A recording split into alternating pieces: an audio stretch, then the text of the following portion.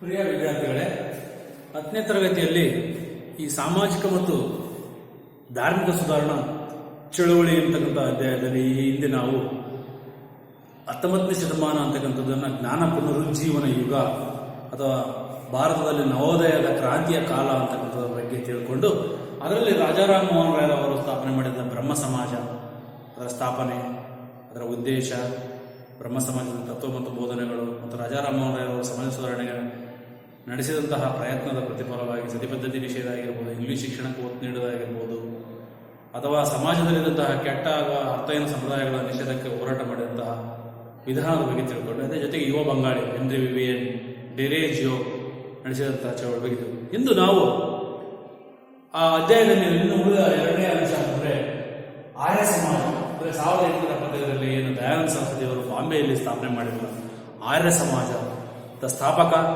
ಹಾಗೂ ಅದರ ಉದ್ದೇಶಗಳ ಬಗ್ಗೆ ತಿಳ್ಕೊಳ್ಳೋಣ.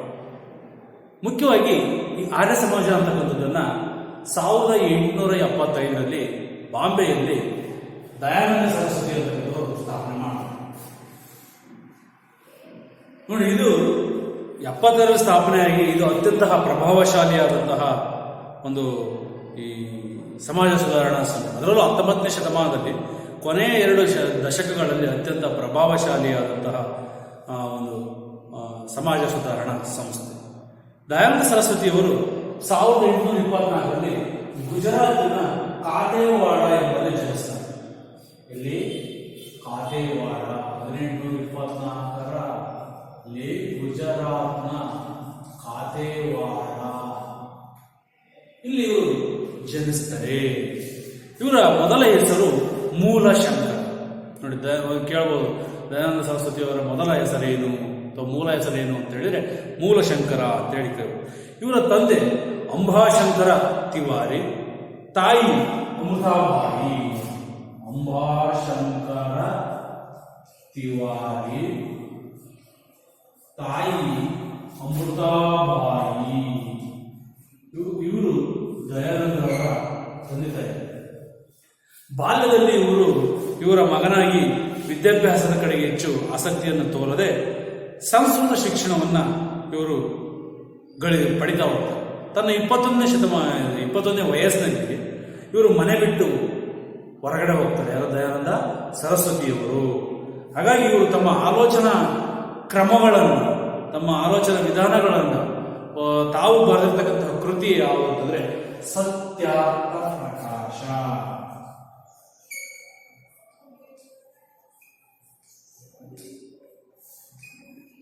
ಇದರಲ್ಲಿ ಅವರು ತಿಳಿಸ್ತಾ ಹೋಗ್ತಾರೆ. ಮೂಲತಃ ಗುಜರಾತಿನವರಾದಂತಹ ದಯಾನಂದ ಸರಸ್ವತಿಯವರು ಬಾಲ್ಯದಲ್ಲಿ ಮನೆ ಬಿಟ್ಟು ಹೊರಬಂದು ತನ್ನ 21ನೇ ವಯಸ್ಸಿನಲ್ಲಿನೇ ಈ ಸತ್ಯಾರ್ಥ ಪ್ರಕಾಶ ಎಂಬ ಕೃತಿಯನ್ನು ಬರೆದು ಪ್ರಸಿದ್ಧಿಯಾಗಿದ್ದು, ಇವರು ವೇದಗಳ ಅಧ್ಯಯನದಿಂದ ಕಂಡುಕೊಂಡ ಅಂಶ ಅಂತಂದ್ರೆ ಆಧುನಿಕ ಭಾರತದ ಸಮಸ್ಯೆಗಳಿಗೆ ಪರಿಹಾರ ವೇದಗಳಲ್ಲಿವೆ. ಅದಕ್ಕೆ ಅವರು ಹೇಳಿದರು ಏನಂತ, ವೇದಗಳಿಗೆ ಹಿಂತಿರುಗಿ ಅಂತ ಕರೆ ನೀಡಿದರು. ಗೋ ಬ್ಯಾಕ್ ಟು ವೇದಾಸ್ ಅಂತೇಳಿ ಕರೆ ನೀಡಿದರು. ವೇದಗಳು ಸತ್ಯ, ವೇದಗಳು ನಮ್ಮ ಹಿಂದೂ ಧರ್ಮದ ತಿರುಳನ್ನು ಹೇಳಿಕೊಡ್ತವೆ, ಹಾಗಾಗಿ ವೇದಗಳ ಬಗ್ಗೆ ನೀವು ಅಭ್ಯಾಸ ಮಾಡಿ ಅಂತೇಳಿ ಇವರು ಹೆಚ್ಚು ವೇದಗಳನ್ನು ಪ್ರಚಾರ ಪಡಿಸ್ತಾ ಹೋದರು. 4 ವೇದಗಳಿಂದ ಋಗ್ವೇದ, ಯಜುರ್ವೇದ, ಸಾಮವೇದ, ಅಥರ್ವಣ ವೇದ. ಹಾಗಾಗಿ ಇವರು ಒಬ್ಬ ಸುಧಾರಣಾವಾದಿಯಾಗಿದ್ದಕ್ಕಿಂತ ಬದಲಾಗಿ ಒಬ್ಬ ಪುನರುತ್ಥಾನದ ವಾದಿ ಎಂದೇಳಿ ಪ್ರಸಿದ್ಧಿಯಾದರು. 1877ರಲ್ಲಿ ಆರ್ಯ ಸಮಾಜದ ಕೇಂದ್ರ ಕಚೇರಿಯನ್ನು ಇವರು ಏನು ಮಾಡ್ತಾರೆ, ಲಾಹೋರ್ನಲ್ಲಿ ಇವರು ತೆರೆದರೆ ವೇದಗಳೇ ಪ್ರಮಾಣೀಕೃತ ಅಂತೇಳಿ, ವೇದಗಳು ಸತ್ಯ ಅಂತೇಳಿ ವೇದಗಳಿಗೆ ಹಿಂತಿರುಗಿ ಅಂತೇಳಿ ಕರೆ ನೀಡಿದರು. ವೇದಗಳಿಗೆ ಹಿಂದಿರುಗಿ, ಗೋ ಬ್ಯಾಕ್ ಟು ವೇದಾಸ್ ಅಂತೇಳಿ ಕರೆ ಯಾರು? ದಯಾನಂದ ಸರಸ್ವತಿಯವರು. 1875ರಲ್ಲಿ ಇವರು ಬಾಂಬೆಯಲ್ಲಿ ಆರ್ಯ ಸಮಾಜವನ್ನು ಸ್ಥಾಪನೆ ಮಾಡ್ತಾರೆ. ಹಾಗಾದರೆ ಆರ್ಯ ಸಮಾಜದ ತತ್ವಗಳೇನು, ಬೋಧನೆಗಳೇನು ಅನ್ನೋದನ್ನು ನೋಡೋದಾದರೆ, ಮೊದಲನೇದಾಗಿ ಎಲ್ಲ ಹಿಂದೂಗಳಿಗೆ ದೇವರು ಒಬ್ಬನೇ ಪ್ರಚಾರ. ಎಲ್ಲ ಹಿಂದೂಗಳಿಗೆ ಅಥವಾ ಎಲ್ಲ ಹಿಂದೂಗಳು ಕೂಡ ರೂಪ ಇಲ್ಲದ ಒಬ್ಬನೇ ದೇವರಲ್ಲಿ ನಂಬಿಕೆ ಇಡಬೇಕು. ಎಲ್ಲ ಹಿಂದೂಗಳು ರೂಪವಿಲ್ಲದ ನಿರ್ಗುಣ ನಿರಾಕಾರ, ರೂಪವಿಲ್ಲದ ಇದ್ದರು ರೂಪವಿಲ್ಲದ ಒಬ್ಬನೇ ದೇವರಲ್ಲಿ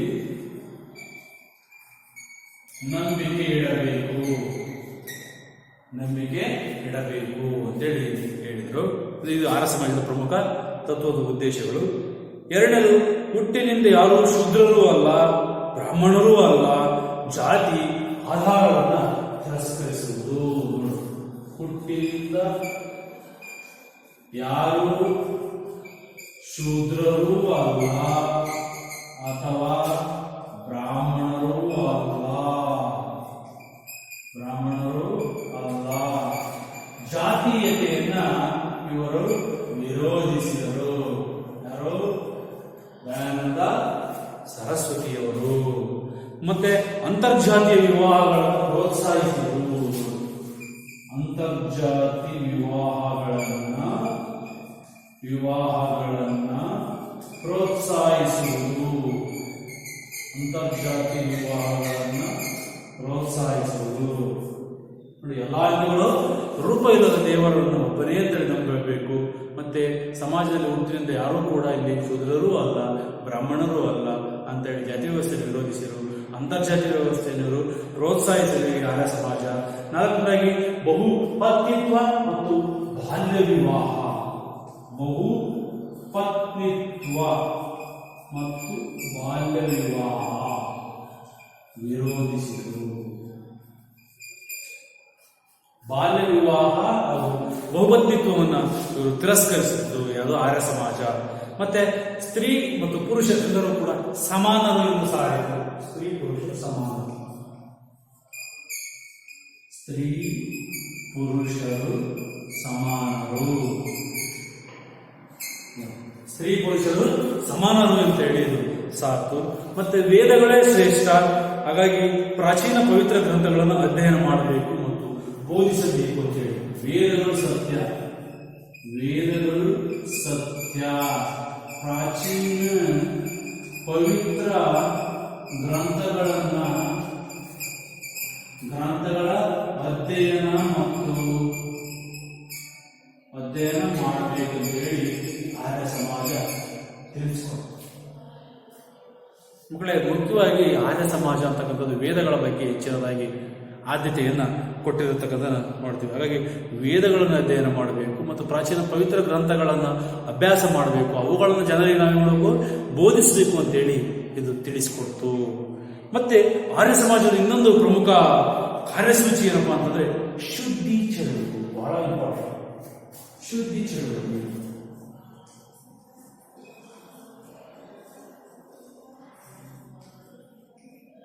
ಅಂದ್ರೆ ಹಿಂದೂಗಳನ್ನ ಬೇರೆ ಧರ್ಮಕ್ಕೆ ಮತಾಂತರಗೊಳಿಸಿದ್ದರೆ ಅವ್ರನ್ನ ಪುನಃ ಅದೇ ಹಿಂದೂ ಧರ್ಮಕ್ಕೆ ಕರೆತಂದು ಅವರ ಮನಸ್ಸನ್ನ ಶುದ್ಧಿಗೊಳಿಸಲಿಕ್ಕೆ ನಡೆಸಿದಂತಹ ಒಂದು ಚಳುವಳಿನೇ ಶುದ್ಧಿ ಚಳುವಳಿ ಅಂತೇಳಿ ಕರಿತೀವಿ. ಹಾಗಾಗಿ ಇಸ್ಲಾಂ ಮತ್ತು ಕ್ರಿಸ್ತ ಧರ್ಮಕ್ಕೆ ಮತಾಂತರಗೊಂಡಂತಹ ವ್ಯಕ್ತಿಗಳನ್ನ ಪುನಃ ಹಿಂದೂ ಧರ್ಮಕ್ಕೆ ಕರೆತಂದು ಅವರ ಆತ್ಮವನ್ನ ಅಥವಾ ಅವರ ಮನಸ್ಸನ್ನ ಪರಿಶುದ್ಧಗೊಳಿಸಲಿಕ್ಕೆ ನಡೆಸಿದಂತಹ ಚಳುವಳಿ ಈ ಶುದ್ಧಿ ಚಳುವಳಿ ಅಂತೇಳಿ ಕರಿತೀವಿ.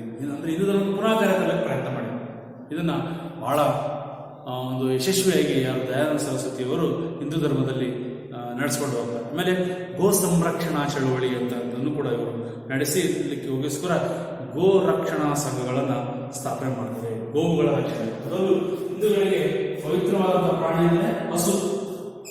ಗೋವು ಸಂರಕ್ಷಣಾ ಚಳುವಳಿ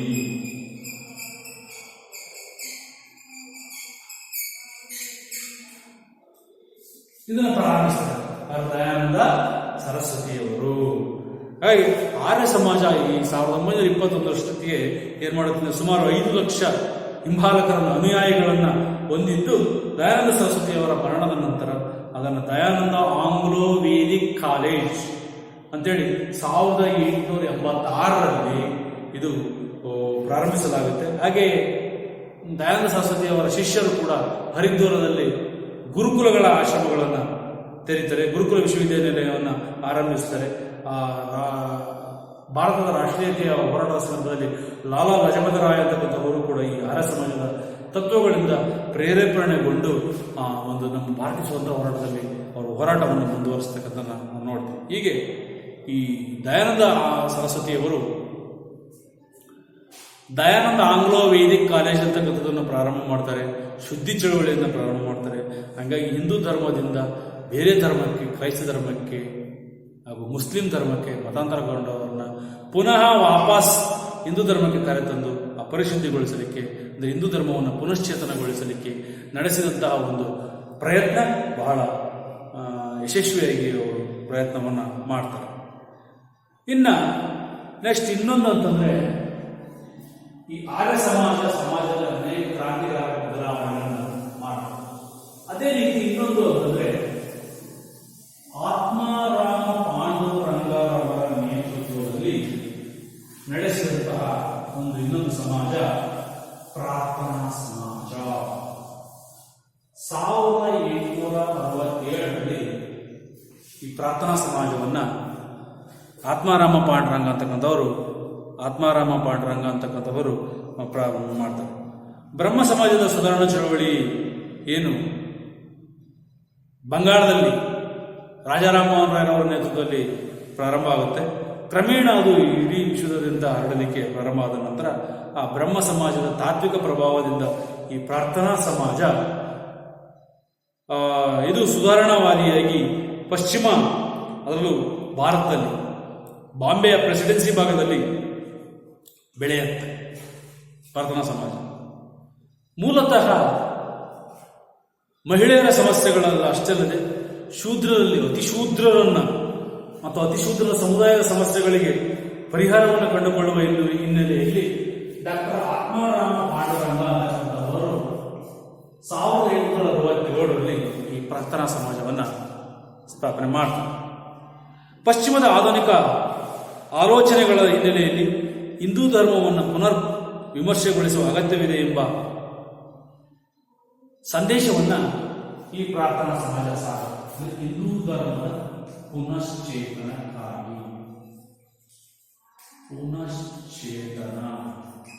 ಮಾಡುವ ಸಲುವಾಗಿ ಈ ಪ್ರಾರ್ಥನಾ ಸಮಾಜವನ್ನ 1867ರಲ್ಲಿ ಆತ್ಮಾರಾಮ ಪಾಂಡುರಂಗ ಅಂತಕ್ಕಂಥವರು ಪ್ರಾರಂಭಿಸ್ತಾರೆ. ಸಮಾಜ ಸುಧಾರಣೆ ಕೇವಲ ನಂಬಿಕೆಯಾಗಿ ಉಳಿಯದೆ ಅದು ವಾಸ್ತವವಾಗಿ ಅನುಷ್ಠಾನಗೊಳಿಸಬೇಕೆಂದು ಇವರು ಸಾರಿದರು. ಅಂದ್ರೆ ಕೇವಲ ಅದೊಂದು ಸಮಾಜ ಸುಧಾರಣೆ ಅಂತಕ್ಕಂಥದ್ದು ನಂಬಿಕೆಯಾಗಿರಬಾರ್ದು, ಅದು ವಾಸ್ತವಿಕವಾಗಿ ಬದಲಾವಣೆ ಆಗಬೇಕು, ಅಂದ್ರೆ ನೆಲೆಗಟ್ಟಿನಲ್ಲಿ ಅಂತಕ್ಕಂಥದ್ದನ್ನ ಇವರು ತಿಳಿಸಿಕೊಟ್ರು. ಯಾರು? ಆತ್ಮಾರಾಮ ಪಾಂಡುರಂಗ ಅಂತಕ್ಕಂಥದ್ದು. ಜೊತೆಗೆ ಇವರು ಈ ಒಂದು ಪ್ರಾರ್ಥನಾ ಸಮಾಜದ ನೇತೃತ್ವದಲ್ಲಿ ಈ ಸ್ತ್ರೀಯರ ಶಿಕ್ಷಣ, ನಿರ್ಗತಿಕರ ಬದುಕಿನ ಆಸರೆಯನ್ನು ಕಲ್ಪಿಸತಕ್ಕಂಥ ಮುಂತಾದ ಕಾರ್ಯಕ್ರಮಗಳನ್ನು ಅವರು ಅನುಷ್ಠಾನಗೊಳಿಸ್ತಾರೆ. ಅದರಲ್ಲೂ ಸ್ತ್ರೀಯರಿಗೆ ಹೆಚ್ಚಿನ ಆದ್ಯತೆ ಕೊಟ್ಟಿರು ಯಾರು? ಪ್ರಾರ್ಥನಾ ಸಮಾಜ. ಸ್ತ್ರೀಯರ ಶಿಕ್ಷಣ, ನಿರ್ಗತಿಕರ ಬದುಕಿನ ಆಸರೆ ಕಲ್ಪಿಸುವ ನಿಟ್ಟಿನಲ್ಲಿ ಪ್ರಯತ್ನವನ್ನ ಮಾಡ್ತಾ ಹೋದರು. ಯಾರು? ಆತ್ಮಾರಾಮ ಪಾಂಡುರಂಗ ಅಂತಕ್ಕಂಥ ನೋಡಿ. ಈ ಆತ್ಮಾರಾಮ ರಾಮ ಪಾಂಡುರಂಗ ಅಂತ ಸ್ಥಾಪಿಸಿದಂತಹ ಈ ಪ್ರಾರ್ಥನಾ ಸಮಾಜದ ಪ್ರಮುಖ ತತ್ವ ಹಾಗೂ ಬೋಧನೆಗಳು ಸ್ತ್ರೀಯರ ಶಿಕ್ಷಣ, ನಿರ್ಗತಿಕರ ಬದುಕಿಗೆ ಆಸರೆ. ಎರಡನೇದು ಶೂದ್ರರ ಸಮುದಾಯದ ಸಮಸ್ಯೆಗಳಿಗೆ ಪರಿಹಾರವನ್ನು ಕಂಡುಹಿಡಿಯುವ ನಿಟ್ಟಿನಲ್ಲಿ ಪ್ರಯತ್ನವನ್ನು ಮಾಡಿದರು. ಅರ್ಥ ಆಯ್ತಾ? ಶೂದ್ರರ. ಹಂಗಾಗಿ ಇದು ಬಹಳ ಒಂದು ಪಶ್ಚಿಮದ ಆಧುನಿಕ ಆಲೋಚನೆ ನಿಟ್ಟಿನಲ್ಲಿ ಸುಧಾರಣಾ ಸಮಾಜವಾದಿ ಸಂಸ್ಥೆಯಾಗಿ ಕೆಲವೊಂದು ತತ್ವಬೋಧನೆಗಳನ್ನು ತಿಳಿಸಿಕೊಡ್ತಾ ಹೋಯಿತು. ಮತ್ತು ಸ್ತ್ರೀಯರ ಶಿಕ್ಷಣ, ನಿರ್ಗತಿಕ ಬದುಕು ಆಸರೆ ಕಲ್ಪದ ಮುಂತಾದ ಅನುಷ್ಠಾನಗಳು. ಆಮೇಲೆ ಇನ್ನೊಂದು ಅಂದರೆ ಹಿಂದೂ ಧರ್ಮದ ಪುನಶ್ಚೇತನ, ಪುನರ್ವಿಮರ್ಶೆಗಾಗಿ ಇದು ಸಾಕಷ್ಟು ಪ್ರಯತ್ನವನ್ನು ಮಾಡುತ್ತದೆ. ಅದು ಪ್ರಾರ್ಥನಾ ಸಮಾಜ. ಇದನ್ನು ಮುಂದೆ ಆತ್ಮಾರಾಮ ಪಾಂಡುರಂಗರವರ ನಂತರ ಶ್ರೇಷ್ಠ ವಕೀಲರಾದಂತಹ ಮಹಾದೇವ ಗೋವಿಂದ ರಾನಡೆ, MG ರಾನಡೆ ಅಂತಕ್ಕಂಥವರು, RG ಭಂಡಾರ್ಕರ್ ಅಂತಕ್ಕಂಥವರು ಮತ್ತು NG ಚಂದಾರಕರ್ ಅಂತಕ್ಕಂಥವರು ಮುನ್ನಡೆಸ್ಕೊಂಡು ಹೋಗ್ತಾರೆ. ರಾನಡೆ ನೇತೃತ್ವದಲ್ಲಿ ಈ ಸಮಾಜ ಅಂತಕ್ಕಂಥದ್ದು, ಈ ಪ್ರಾರ್ಥನಾ ಸಮಾಜ MG ರಾನಡೆ, RG ಭಂಡಾರ್ಕರ್, ಚಂದಾವರ್ಕರ್ ಇವರ ನೇತೃತ್ವದಲ್ಲಿ ಮತ್ತಷ್ಟು ಸುಧಾರಣಾವಾದಿ ಸಂಸ್ಥೆಯಾಗಿ ಬೆಳವಣಿಗೆ ಆಯ್ತಾ ಹೋಯಿತು. ಯಾವುದು ಪ್ರಾರ್ಥನಾ ಸಮಾಜ. ಇವರು ಏನ್ ಮಾಡಿದ್ರು ಅಂತಂದ್ರೆ, ಬಾಲ್ಯ ವಿವಾಹ, ವಿಧವೆಯರನ್ನು ತಿರಸ್ಕೃತ ಬದುಕಿನಿಂದ ಹೊರತರುವುದು, ಬಾಲ್ಯ ವಿವಾಹ ನಿಷೇಧ ಮತ್ತು ವಿಧವೆಯರ ಪುನರ್ವಿವಾಹ, ಸಮಾಜದಲ್ಲಿ ಅವರಿಗೂ ಕೂಡ ಒಂದು ಬದುಕಿನ ಆಸರೆಯನ್ನು ಕಲ್ಪಿಸತಕ್ಕಂಥ ಅವಕಾಶವನ್ನ ಇವರು ಕಲ್ಪಿಸಿಕೊಟ್ರು. ಮತ್ತೆ ಉನ್ನತ ಜಾತಿಗಳಲ್ಲಿ ವಿಧವೆಯರ ಪುನರ್ವಿವಾಹ, ಆ ನಿಷೇಧಗಳನ್ನ ಸುಧಾರಣೆಗೋಸ್ಕರ ಕಾನೂನು ಕ್ರಮ ಅವಶ್ಯಕವೆಂದು ಇವರು ಬ್ರಿಟಿಷ್ ಸರ್ಕಾರ ಜೊತೆ ಹೋರಾಡಿ ಆ ನಿಟ್ಟಿನಲ್ಲಿ ಸುಧಾರಣೆ ತರುವಲ್ಲಿ ಪ್ರಯತ್ನವನ್ನ ಮಾಡ್ತಾ ಹೋದರು. ಯಾರು? MG ರಾನಡೆ. ಹೀಗೆ ಈ ಆತ್ಮಾರಾಮ ಪಾಂಡವರ ನೇತೃತ್ವದಲ್ಲಿ ಸ್ಥಾಪನೆಯಾದ ಪ್ರಾರ್ಥನಾ ಸಮಾಜದಲ್ಲಿ ಒಂದು ಕ್ರಾಂತಿಕಾರಕ ಬದಲಾವಣೆಗಳನ್ನು, ಅದರಲ್ಲೂ ವಿಧವೆಯರ ಪುನರ್ವಿವಾಹ, ಬಾಲ್ಯ ವಿವಾಹ ಮತ್ತು ಶೂದ್ರರ ಪ್ರಗತಿ, ಏಳಿಗೆಗಳು ಹಾಗೂ ಹಿಂದೂ ಧರ್ಮದ ಪುನಶ್ಚೇತನಕ್ಕೋಸ್ಕರ ಸಾಕಷ್ಟು ಪ್ರಯತ್ನವನ್ನ ಮಾಡ್ತಾರೆ. ಅದೇ ರೀತಿ ಇನ್ನೊಂದು ಸಮಾಜ ಅಂದ್ರೆ ಸತ್ಯಶೋಧಕ ಸಮಾಜ. 1873ರಲ್ಲಿ ಮಹಾರಾಷ್ಟ್ರದ ಮಹಾತ್ಮ ಫುಲೆ ಅಂತಕ್ಕಂಥವರು ಸ್ಥಾಪನೆ ಮಾಡ್ತಾರೆ. ಸತ್ಯಶೋಧಕ ಸಮಾಜ 1875ರಲ್ಲಿ ಮಹಾತ್ಮ ಫುಲೆ, ಜ್ಯೋತಿರಾವ್ ಬಾಪುಲೆ ಇವರು ಇದನ್ನ ಸ್ಥಾಪನೆ ಮಾಡ್ತಕ್ಕಂಥದ್ವಿ. ನೋಡಿದ್ವಿ, ಇಂಗ್ಲೆಂಡಿನ ಅಥವಾ ಬ್ರಿಟಿಷರ ವಸಾಹತುಶಾಹಿ ಮತ್ತು ಸಾಮ್ರಾಜ್ಯಶಾಹಿ ನೀತಿಯ ವಿರೋಧದ ಕಾಲಘಟ್ಟದಲ್ಲಿ ಅನೇಕ ಶೋಷಣೆಗಳು ನಡೀತಾ ಹೋಗ್ತವೆ. ಹಾಗಾಗಿ 1873ರಲ್ಲಿ ಹುಟ್ಟಿದಂಥ ಈ ಸತ್ಯಶೋಧಕ ಸಮಾಜ ಬ್ರಾಹ್ಮಣೇತರ ಚಳುವಳಿಯನ್ನ ಪ್ರಾರಂಭಿಸಿದೆ. ಬ್ರಾಹ್ಮಣೇತರ ಚಳುವಳಿಯನ್ನು, ಅದರಲ್ಲೂ ಈ ಸಮಾಜವನ್ನ ಅಂದ್ರೆ ಈ ಶೂದ್ರರಿಗೆ ಇರ್ತಕ್ಕಂತಹ, ಅಸ್ಪೃಶ್ಯರಿರ್ತಕ್ಕಂತಹ ಶೋಷಣೆಗಳನ್ನು ತಡೆಗಟ್ಟುವ ನಿಟ್ಟಿನಲ್ಲಿ ಈ ಮಹಾರಾಷ್ಟ್ರದ ಸುತ್ತಮುತ್ತ ಇದ್ದಂತಹ ಅಸ್ಪೃಶ್ಯತೆಯನ್ನು ನಿವಾರಣೆ ಮಾಡುವ ಸಲುವಾಗಿ ಈ ಮಹಾತ್ಮ ಫುಲೆಯವರು ಸೈದ್ಧಾಂತಿಕ ಹೋರಾಟವನ್ನು ಕಟ್ಟುವ ನಿಟ್ಟಿನಲ್ಲಿ ಗುಲಾಮಗಿರಿ ಎಂಬ ಪುಸ್ತಕವನ್ನು ಕೂಡ ಬರೆದಿದ್ದಾರೆ. ಗುಲಾಮಗಿರಿ ಮತ್ತೆ ಶೇಟ್ಕಾರ್ಯ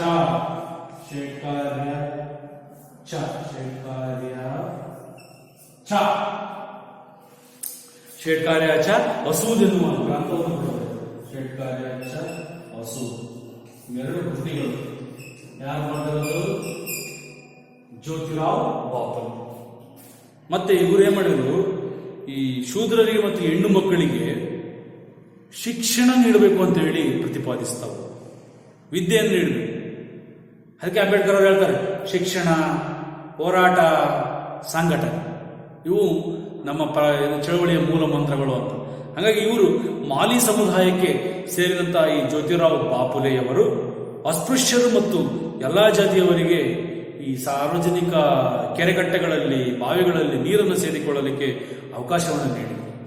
ಮಹಾತ್ಮ ಫುಲೆಯವರ ಈ ಒಂದು ಪ್ರಯತ್ನದಲ್ಲಿ ಅವರ ಹೆಂಡತಿಯಾದಂತಹ ಸಾವಿತ್ರಿಬಾಯಿ ಫುಲೆ ಪ್ರಪ್ರಥಮ ಬಾರಿಗೆ ಹೆಣ್ಣು ಮಕ್ಕಳಿಗೋಸ್ಕರ ಸಾರ್ವಜನಿಕ ಶಿಕ್ಷಣ ಇಲಾಖೆ ಅಂತಕ್ಕಂಥದನ್ನು ಸ್ಥಾಪನೆ ಮಾಡಬೇಕು ಅಂತ ಹೇಳಿ ಅವರು ಪ್ರತಿಪಾದನೆ ಮಾಡಿದ್ರು. ಇವಳ ಪ್ರಯತ್ನದ ಪ್ರತಿಫಲವಾಗಿ ಪ್ರತಿಯೊಬ್ಬ ಹೆಣ್ಣು ಮಕ್ಕಳಿಗೂ ಕೂಡ ಹೆಣ್ಣು ಮಕ್ಕಳ ಬಾಲಿಕಾ ಪ್ರೌಢಶಾಲೆಯನ್ನು ಪೂನಾದಲ್ಲಿ ಸ್ವತಃ ತಾವೇ ತೆರೆದು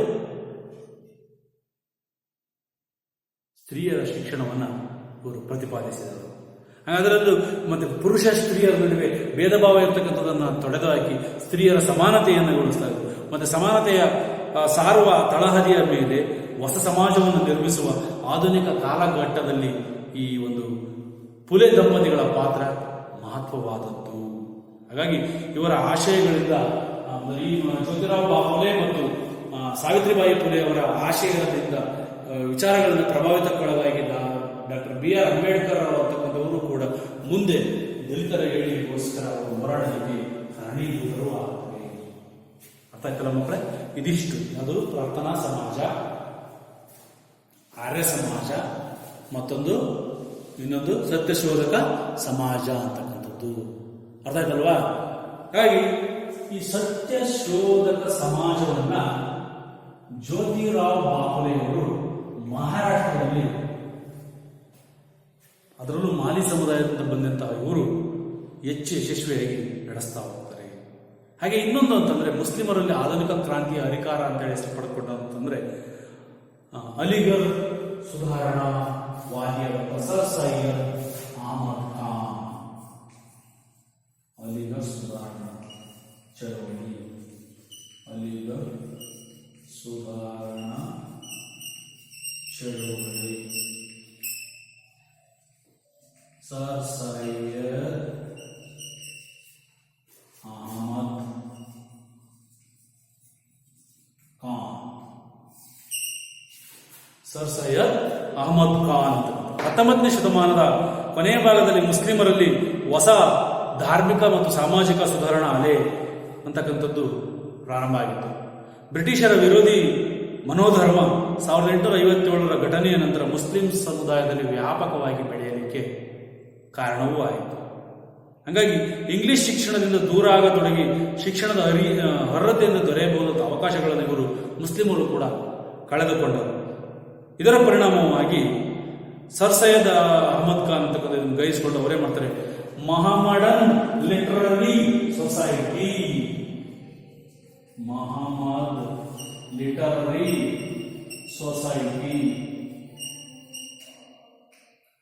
ಮಹಮ್ಮಡನ್ ಲಿಟರರಿ ಸೊಸೈಟಿ ಎಂತಕ್ಕಂಥ ಒಂದು ಸಂಸ್ಥೆಯನ್ನು ಧಾರ್ಮಿಕ, ಸಾಮಾಜಿಕ ಹಾಗೂ ರಾಜಕೀಯ ವಿಚಾರಗಳಿಗೆ ಸಂಬಂಧಿಸಿದಂತಹ ಚರ್ಚೆಗಳನ್ನು ಮಾಡತೊಡಗಿದೆ. ಈ ಸಂಸ್ಥೆ ಮುಸ್ಲಿಂ ಧರ್ಮಕ್ಕೆ ಸಂಬಂಧಿಸಿದ ಧಾರ್ಮಿಕ ಅವಕಾಶಗಳು, ರಾಜಕೀಯ ಅವಕಾಶಗಳು ಮತ್ತು ಸಾಮಾಜಿಕ ಸಮಾನತೆಗಳ ಬಗ್ಗೆ ಅಲ್ಲಿ ಚರ್ಚೆ ಮಾಡಿ ಮುಸ್ಲಿಮರಿಗೆ ಇಂಗ್ಲಿಷ್ ಶಿಕ್ಷಣವನ್ನು ಯಾವ ರೀತಿ ಕೊಡಬೇಕು, ಅದರಲ್ಲೂ ಮಧ್ಯಮ ವರ್ಗದ ಮುಸ್ಲಿಮರು ಭಾಗವಹಿಸುವ ಮೂಲಕ ಶಿಕ್ಷಣದ ಮಹತ್ವವನ್ನು ಅವರು ತಿಳಿದುಕೊಂಡರು. ಹೀಗೆ ಸರ್ ಸೈಯದ್ ಅಹಮದ್ ಖಾನ್ ಅವರ ಪ್ರಯತ್ನದ ಪ್ರತಿಫಲವಾಗಿ ಹೊಸ ವಿಚಾರಗಳ ಹುಡುಕಾಟದ ಪ್ರಯತ್ನ ಏನಾಯಿತು, ಅಲಿಗರ್ ಚಳವಳಿಯಾಗಿ ಪರಿವರ್ತನೆ ಆಗಿದ್ದನ್ನು ಅಂತಿಮವಾಗಿ ಅಲಿಗರ್ ಚಳವಳಿಗೆ ಏನಾಯಿತು, ರೂಪುಗೊಳ್ತು. ಸರ್ ಸೈಯದ್ ಅಹಮದ್ ಖಾನ್ ಸಾಮಾನ್ಯವಾಗಿ 1817ರಿಂದ 1898 ಕಾಲಘಟ್ಟದಲ್ಲಿ ಅವರು ಬದುಕಿದರು. ಹಾಗಾಗಿ ಅವರು ಮುಸ್ಲಿಮರ ಒಂದು ಇಸ್ಲಾಂ ಧರ್ಮದ ಪವಿತ್ರ ಗ್ರಂಥ ಕುರಾನ್ ಅದು ಪ್ರಮಾಣೀಕೃತ ಇಸ್ಲಾಮನ್ನು ಕುರಿತಂತೆ ಇವರ ಬರಹಗಳು ಕೂಡ ಕೇವಲ ಅನುಷಂಗಿಕ ಅಂತೇಳಿ ಘೋಷಿಸಿದರು. ಕುರಾನೇ ಪವಿತ್ರ ಗ್ರಂಥ ಅಂತ ಹೇಳಿದರು. ಮತ್ತೆ ಕಾಲ ಬದಲಾದಂತೆ ಧರ್ಮವನ್ನು ಕೂಡ ಅರ್ಥೈಸ್ತಕ್ಕಂತಹ ವಿಧಾನವೂ ಕೂಡ ಬದಲಾವಣೆ ಆಯಿತು. ಹಾಗಾಗಿ ಅವರು ಹೇಳಿದರು, ಇದು ಧರ್ಮ ಅಂತಕ್ಕಂಥದ್ದು ಜಡತ್ವವನ್ನು ಹೊಂದಿರಬಾರ್ದು, ಕಾಲಕ್ಕೆ ತಕ್ಕಂತೆ ಬದಲಾಗಬೇಕು. ಹಾಗಾಗಿ ನಾವು ಅರ್ಥೈಸಿಕೊಳ್ಳುವ ಮತ್ತು ಪರಿಭಾವಿಸುವ ರೀತಿಯೂ ಬದಲಾಗಬೇಕು. ಇಲ್ಲದಿದ್ದರೆ ಧರ್ಮ ಅದು ಜಡವಾಗಿರುತ್ತದೆ. ಹಾಗಾಗಿ ಅದು ಕಾಲಕ್ಕೆ ತಕ್ಕಂತೆ ಏನಾಗಬೇಕು, ಬದಲಾಗಬೇಕು ಅಂತೇಳಿ ತಿಳಿಸಿಕೊಡ್ತಾರೆ. ಯಾರು? ಸರ್ ಸೈಯದ್ ಅಹಮದ್ ಖಾನ್. ಮತ್ತೆ ನೋಡಿ ಹೇಳಿದ್ರು, ಅವರೇನು ಹೇಳಿದ್ರೆ ಇಡೀ ಬದುಕಿನ ಉದ್ದಕ್ಕೂ ಕೂಡ ಧರ್ಮ ಜಡವಾಗಿ ಬಿಡುತ್ತದೆ, ಅದು ಬದಲಾವಣೆ ಆಗಬೇಕು ಅಂತೇಳಿ ತಿಳಿಸಿಕೊಟ್ರು. ಮೌಢ್ಯಗಳು, ಅಜ್ಞಾನ, ಅವೈಜ್ಞಾನಿಕ ಮನೋಧರ್ಮದ ವಿರುದ್ಧ ಹೋರಾಡಿದರು ಸರ್ ಸೈಯದ್ ಅಹಮದ್ ಖಾನ್. ಅಂದ್ರೆ ಈ ಅರ್ಥಹೀನ ಕೆಟ್ಟ ಸಂಪ್ರದಾಯಗಳು, ದೇವರ ಧರ್ಮದ ಹೆಸರು ನಡೆಸ್ತಕ್ಕಂತಹ ಕಂದಾಚಾರಗಳು, ಮೂಢನಂಬಿಕೆಗಳನ್ನು ಇವರು ವಿರೋಧಿಸಿದರು. ಮತ್ತೆ ತೆರೆದ ಮನಸ್ಸಿಲ್ಲದಿದ್ದರೆ ಯಾವ ಸಾಮಾಜಿಕ ಮತ್ತು ಬೌದ್ಧಿಕ ಪ್ರಗತಿ ಸಾಧ್ಯ ಇಲ್ಲ ಅಂತೇಳಿ, ಅಂದ್ರೆ ಓಪನ್ ಮೈಂಡ್, ವೈಚಾರಿಕ ಮನೋಭಾವನೆ ಇರಬೇಕು.